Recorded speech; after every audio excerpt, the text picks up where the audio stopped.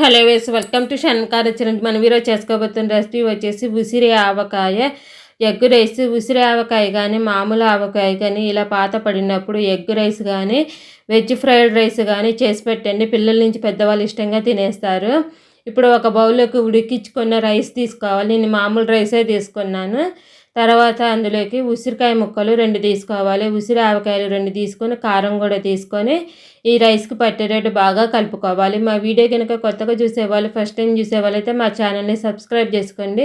మేము పెట్టే వీడియోస్ మీకు ఎప్పటికప్పుడు నోటిఫికేషన్స్ వస్తూ ఉంటాయి. ఆ రైస్ పక్కకు పెట్టేసుకున్న తర్వాత 3 టీ స్పూన్లు ఆయిల్ వేసుకోవాలి. ఆయిల్ వేసుకున్న తర్వాత ఆవకాయలోంచి కూడా తీసుకొని ఒక 2 టీ స్పూన్లు ఆయిల్ వేసుకోవాలి. ఇప్పుడు ఎందుకంటే ఆవకాయ ఫ్లేవరు ఎగ్స్కి బాగా పట్టి టేస్టీగా ఉంటుంది. తర్వాత ఆవకాయ కారం కూడా వాడుకోవాలి.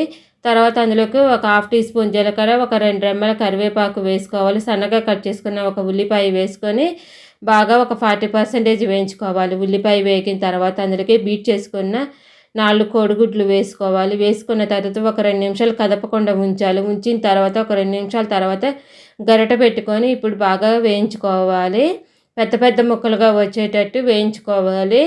ఎంతో టేస్టీగా ఉండే ఈ ఆవకాయ రైస్ని, ఈ ఆవకాయ ఎగ్ రైస్ని తప్పకుండా ట్రై చేయండి. చాలా బాగుంటుంది. ఇప్పుడు కొంచెం కొత్తిమీర వేసుకోవాలి.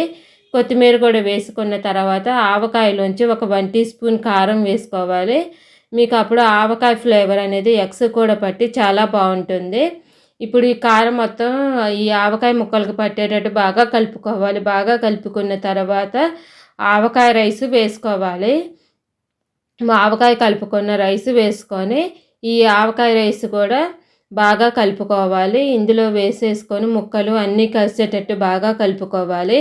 ఎంతో టేస్టీగా ఉండే ఈ ఆవకాయ ఎగ్ రైస్ పిల్లలు కూడా ఇష్టంగా తింటారు. లంచ్ బాక్స్ కూడా ఇలా కట్టించేసేయండి. చాలా చాలా బాగుంటుంది. ఇదంతా ఇప్పుడు ఒక ప్లేట్లో తీసుకోవాలి. రైస్ మొత్తం ఒక ప్లేట్లో తీసుకున్న తర్వాత పైనుంచి సన్నగా కట్ చేసుకున్న కొత్తిమీర, తర్వాత పక్కన ఆనియన్ ముక్కలు, రైతా కానీ పెరుగుతో కానీ సర్వ్ చేసుకోండి. నేను మామూలు పెరుగుతోనే సర్వ్ చేసుకున్నాను. మీకు ఇష్టమైతేనే రైతాతో అయినా సర్వ్ చేసుకోవచ్చు. ఎంతో టేస్టీగా ఉండి ఈ ఉసిరి ఆవకాయ ఎగ్ రైస్ రెడీ అయిపోయినట్లేనండి. ఎంతో టేస్టీగా ఉండి ఈ ఉసిరి ఆవకాయ ఎగ్ రైస్ని తప్పకుండా ట్రై చేయండి. మా వీడియో మీకు నచ్చినట్టయితే లైక్ చేయండి, షేర్ చేయండి, సబ్స్క్రైబ్ చేసుకోండి.